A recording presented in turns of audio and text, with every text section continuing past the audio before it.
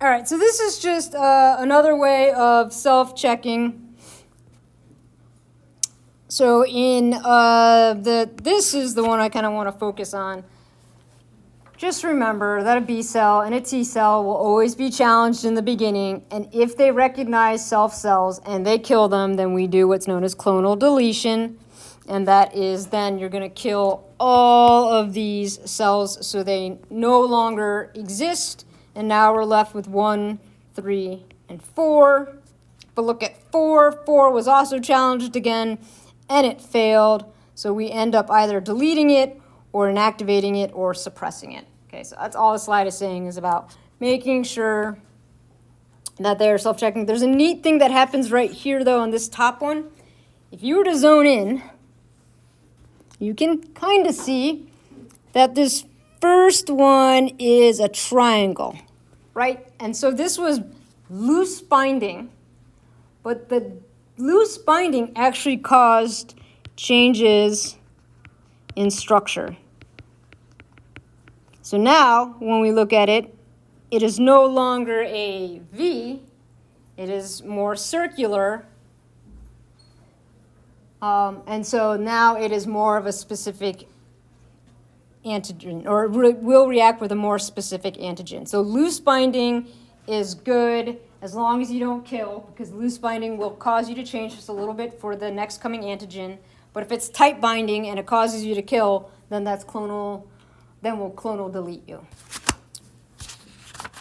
All right, T cell receptor. So what does this actually look like?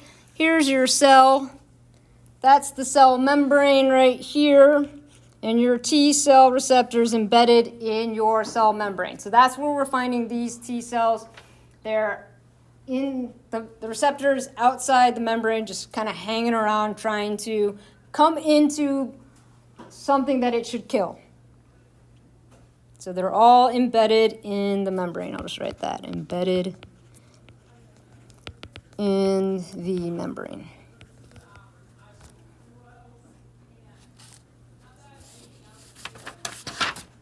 Okay, so it may look like an antibody, but it's not. Very, very different. This is not an antibody. This is a T cell receptor. It is always stuck onto the cell, whereas antibodies are free floating. All right, so there are 3 different types of T cells. There's actually even more than that, but we're more concerned with the T helper, T cytotoxic, and then Treg, which regulates response. You can't really read that, can you? All right. T helper, T cytotoxic, and then Treg for making sure the response isn't too much or too little.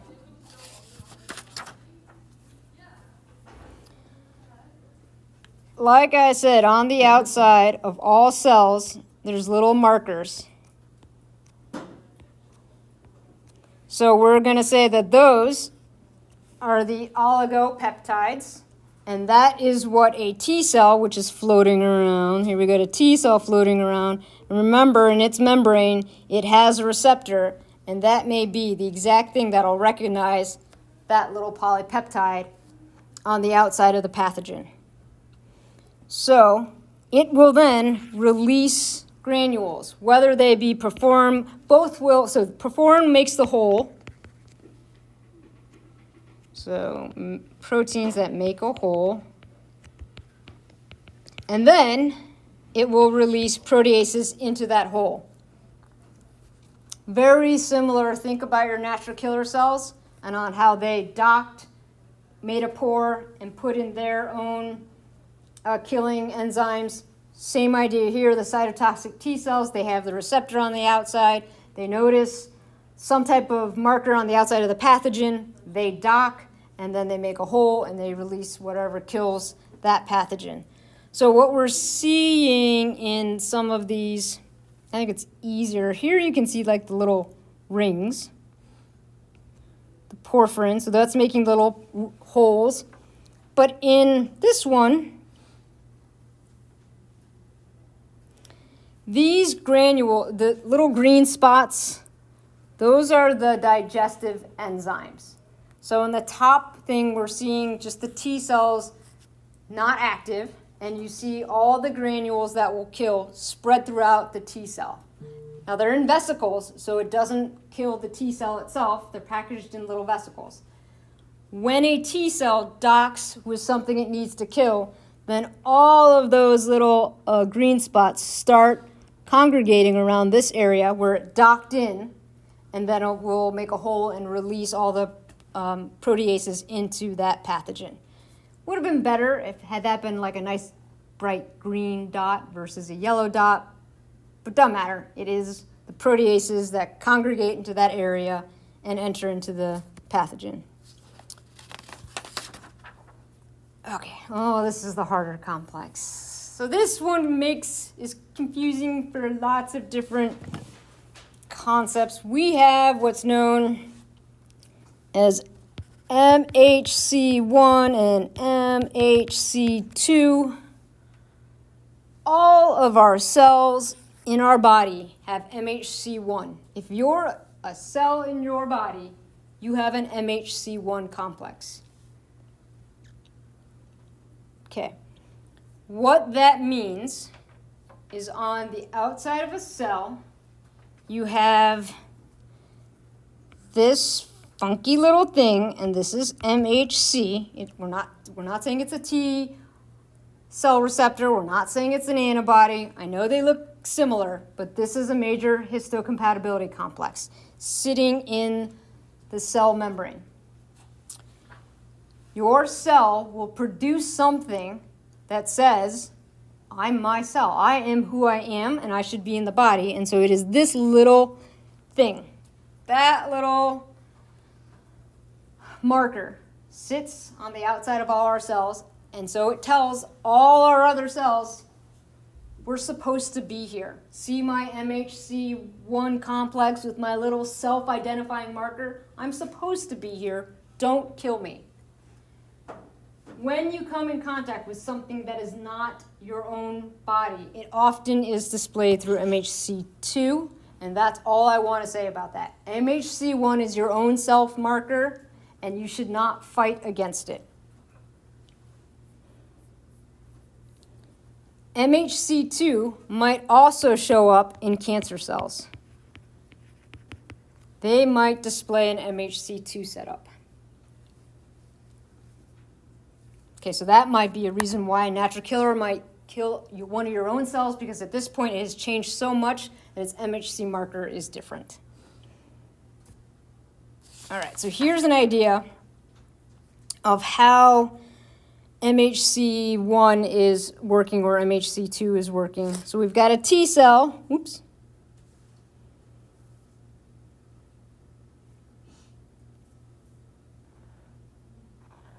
Trying to get to, oh, that's right, we start here at the bottom. So we start at the bottom. This is a virus that has been chopped up by one of our own cells. So essentially the virus got into our body, and that cell will now have two different markers on the outside of it. It's going to have the one now with the little viral oligopeptide. And then somewhere else, it would also have its own MHC1, say self cell. So now this cell should be displaying two different setups. It's showing you that it's your own body cell, but it's also telling the T cells, sure, I'm me, but I'm also infected with a virus, and let me show you that virus. And so it puts it up there, and the T cell receptor sees it, and it'll go and it'll kill your own cell. And it has to go kill your own cell because your own cell is infected and you don't want to make more viruses. So that is a way a T cell can go out and kill viruses. And the other thing, all right, so now we've got cooperation happening between innate and acquired.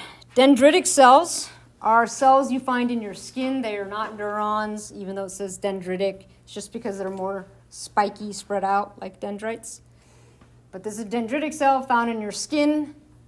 It wanders throughout your skin. Remember, your skin is your first line of defense, and these are one of the defenders. The dendritic cells can eat pathogens. So here, your dendritic cell ran into a pathogen. It gobbled it up. Remember that they're antigen-presenting proteins, so this is an antigen-presenting protein. So now it's put a little bit of that pathogen there. And it will just go and activate other T cells. Okay, so first we had to have the dendrite, the innate, decide to ingest the pathogen, put out its antigen, and then a TC cell will come and activate and then go kill the whole complex, which is sad, but or it will activate more T cells that will now go to the site of infection.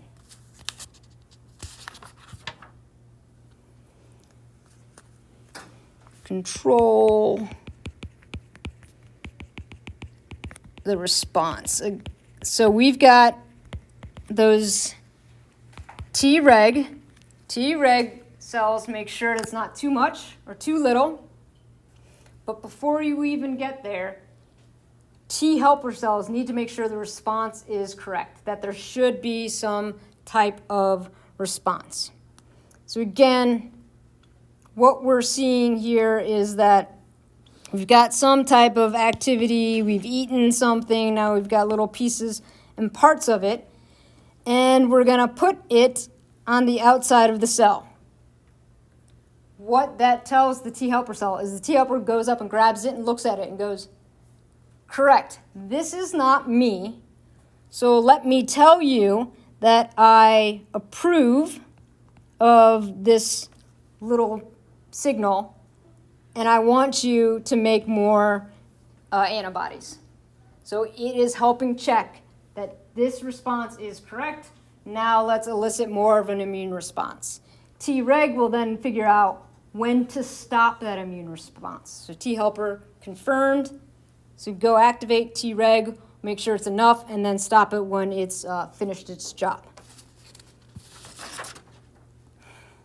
This is a great slide. This slide is great. You know I love slides like that because it brings everything together. So in your free time, walk yourself through a pathway. Does yours sound like this one? No, I don't think so. I don't know that we've ever talked about the immune system. Sad. I'll talk to him tonight about it. Does he come home from school and get super excited to learn about this stuff? No.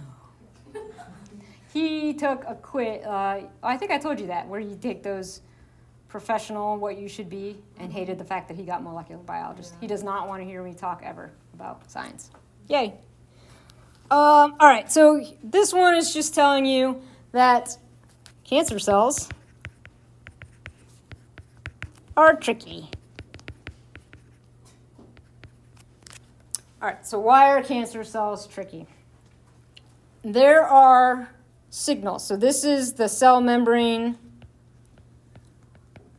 of a T cell. And this is the cell membrane of another cell in our body, okay?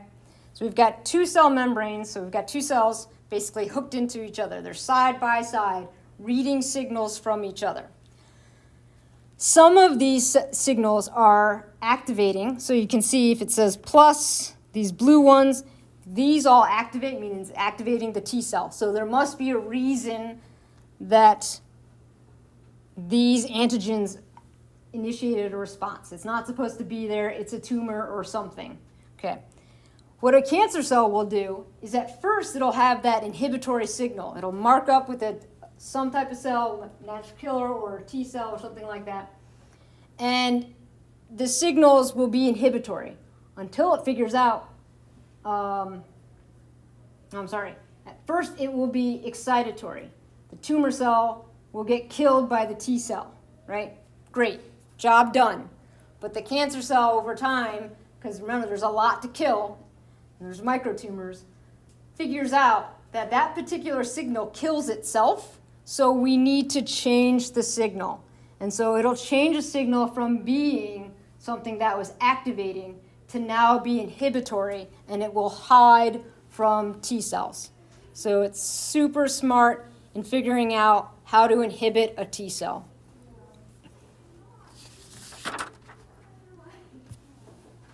And so this is one of the ways that it'll work through. We'll probably see these words again. Okay, so the idea here is we have a tumor cell, and these markers all link up, right? And so we see the signaling happening, the regulation. And then, so this would be part of the innate system. And then in the adaptive, what's happening here is that you've got the upregulation of the T cell, and you've got INF alpha, interferon F, that's going to fight. I guess this is a virus. I was saying it's a tumor cell. And that's going to help with the regulation. So all of these little markers end up helping with the regulation of T cells on tumor cells. If a tumor cell can figure out how to inhibit a T cell, it will by these markers.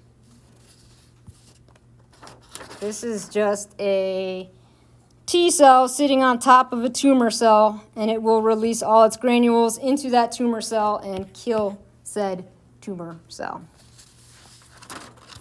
Now on to treatments. So,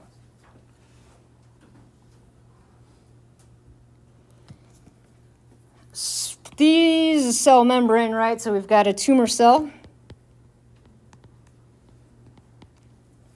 And what it's showing us is that we've got growth factor receptor, growth factors. Tumor cells love to release growth factors to other tumor cells that have the receptor so that the tumor cells divide and keep growing. If we can shut down the signal fast enough, then we can stop the tumor cells from growing. So you might as well block the signal of the different growth factors. And how we block it is by creating a ligand that will bind to the region of the receptor and basically inhibit the receptor. So over time, we've come up with a bunch of different immunotherapies. This is immunotherapy, and it will interact with a receptor and stop growth. And that's wonderful. These are really impressive therapies because it is so specific. It is so specific to that tumor that it won't interact with your own cells that need to grow and divide and remain healthy. It is specifically going to interact with that tumor cell. You take the immunotherapy and it only kills that tumor. Great. Better than chemotherapy and losing all your hair and having to throw up a lot because it kills the digestive tract too. The problem with all of this is, again, cancer cells are tricky and they will evolve their growth factor receptors to look different. So over time, this will be less effective. I think in the book, When Breath Becomes Air, this is one of the reasons why his treatment stops working, is because the cells evolved and the chemo or the immunotherapy was no longer working. So every single time something evolves, and it's evolved in many people the same way, they'll end up making a new immunotherapy. And then this last slide is just showing you that sometimes when you add immunotherapy along with radiation, you end up having higher amounts of survival. So this is like survival over time. All right, any questions? We're done. We did it. Everything's great. Again, no class next Tuesday. We don't have the side learning questions or whatever. Read sections 1 and 2 and make a 3-slide PowerPoint summarizing 1 and 2. Maybe it'll be 4 slides, 2 for 1, 2 for 2. I'll set up guidelines. I'll do that today so everyone has 2 weeks to work on it. You're just going to upload it. We're not going to watch each one. I'm just going to watch it and give you a couple points. All right.